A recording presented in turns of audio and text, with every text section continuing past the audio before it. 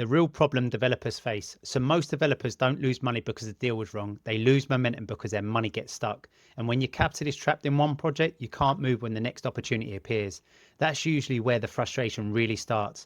I want to explain development exit finance in a way that actually makes sense to you, because when you understand how to use it properly, it can completely change how you scale as a developer. So what is development exit finance?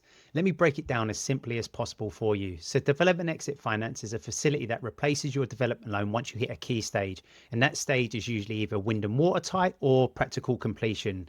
All it is doing is moving you from higher cost development funding into something more flexible. It's usually cheaper while either you finish the build or you go through the sales period. And essentially there are two situations where this becomes really powerful.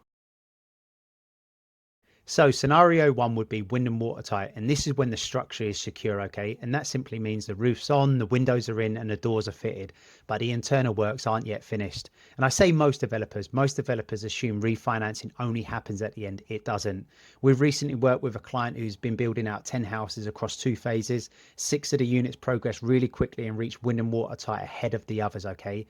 And at that point, enough value had been created to refinance and release just over £450,000. And here's the important part of that. They were only about a third of the way through their program. They hadn't finished the scheme. They hadn't sold anything, but they did create value and we helped them unlock it. And essentially that capital allowed them then to go and secure another site that had just come to the market. Without that refinance, they would have missed out on that opportunity. And the key details people worry about is this: the new lender still funded 100% of the remaining build costs. They didn't have to put any cash in. They simply pulled the equity forward, okay? And that's when funding becomes strategic instead of reactive. So scenario two is sales and bridge at completion. Now let's look at what happens during practical completion. Let's say you've built out the scheme, you're moving into the sales period, but you're still sitting on development finance at say 11 or 12%. And that rate makes sense during the construction phase because it's higher risk, right? But once you're just waiting for the sales, it starts to feel really expensive. An exit facility might come in at say 75% of the value, which usually nets back to high 60s once interest is accounted for. And if your development loan is sitting around 60% at completion, that difference can mean real equity coming back to you, okay? And let's say that you've got a £3.5 million kind of scheme out there. That might mean £300,000 coming back in your hands. At the same time, you're reducing your interest rate and often extending that kind of sales window. And that extension really matters more than people realize. And when developers are under pressure on short sales terms with high interest ticking, they start discounting just to get out, okay? And with the right structure, you don't need to panic or sell. You control the timing.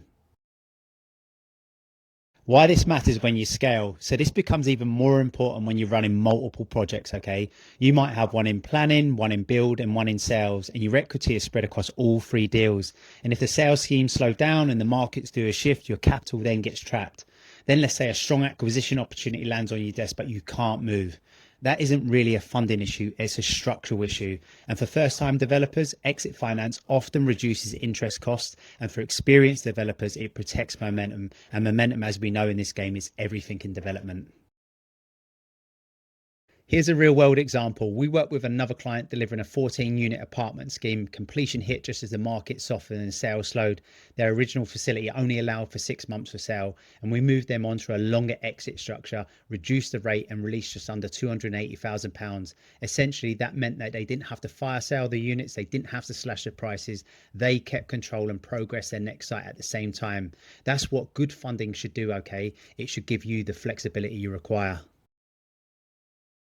Is it right for everyone? This isn't for everyone, okay? But some developers are comfortable running the original term. Some don't need the equity out and some prefer lower leverage. That's totally fine. But if you don't understand the option, you're not making a strategic decision and you're just hoping the market behaves the way that you want it to behave. This is how I approach it. I don't just look at arranging loans. I look at how funding fits into your wider growth plan. Where can equity be released? How do we reduce holding costs? And how do we keep capital moving? How do we stop opportunities from being missed? Because development, okay, isn't just about building profit, it's about timing, cash flow and control. And exit finance essentially gives you more control. If you're approaching wind and watertight, nearing completion, or trying to scale beyond one live site, this is a conversation worth having before you feel pressure, not when you're already under it, okay? If this was helpful, share it with another developer who might need to hear it. And if you want to structure your next scheme properly, let's have a conversation.